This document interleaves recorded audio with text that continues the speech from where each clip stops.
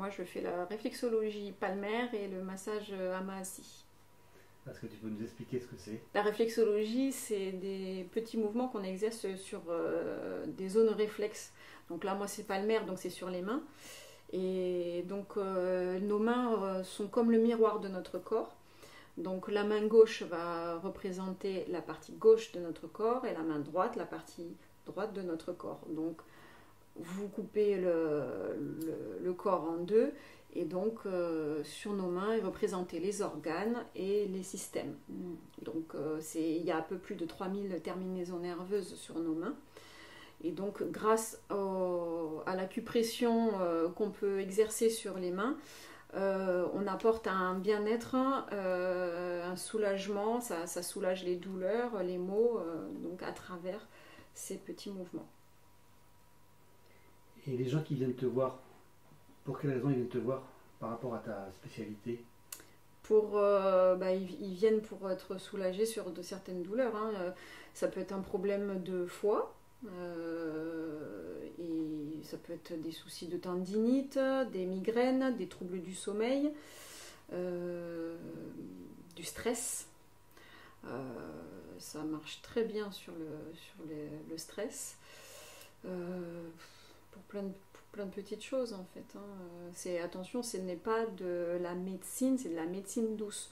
Donc ça n'enlève en rien qu'il faille prendre quand même un traitement si on suit un traitement.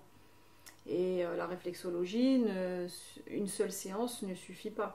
Il faut savoir quand même qu'il faut plusieurs séances pour arriver. On dit qu'il faut à peu près entre 4 et 5 séances pour stabiliser en fait les bienfaits de la réflexologie.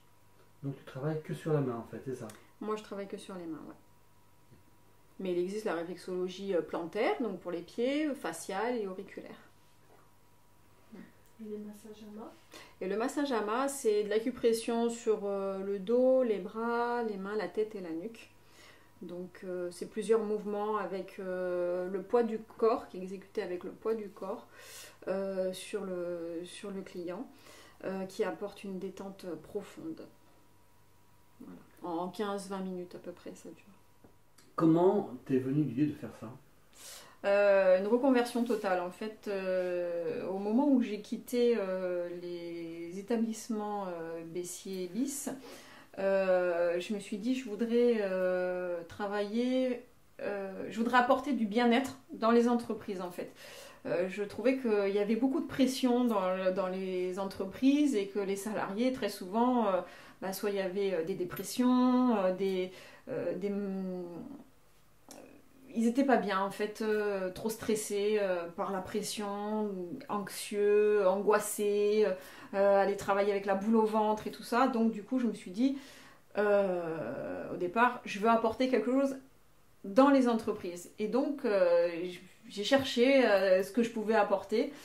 Et ça va complètement à l'encontre de ce que je fais aujourd'hui, parce que du coup je suis comptable et j'apporte du bien-être. Et c'est vrai que bon, après...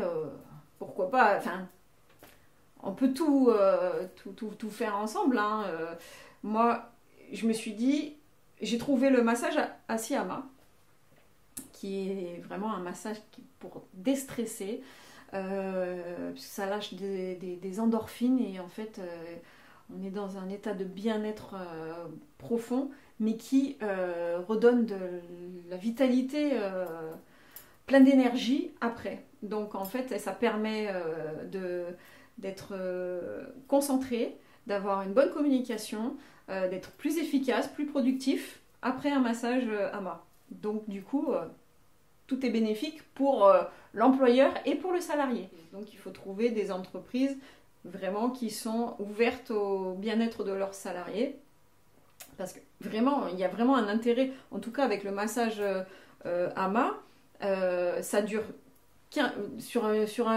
dans une entreprise, sur un lieu de travail, en 15 minutes, la personne elle est requinquée et elle est prête elle est reboostée en fait pour continuer à travailler. Et ça évite les burn-out qui aujourd'hui sont très présents dans les entreprises, les dépressions et les arrêts maladie. Des fois quand vous avez des employeurs qui ont sans arrêt des salariés qui sont en arrêt maladie, tout ça parce que justement ils sont sous pression ou parce qu'ils font des gestes répétitifs, etc. ne serait-ce que même derrière un écran, les poignets, les doigts, enfin, la posture, le dos, tout subit, quoi, en fait. Et c'est vrai que c'est quoi 15 minutes sur un temps de travail d'une journée d'une personne? C'est pas grand-chose.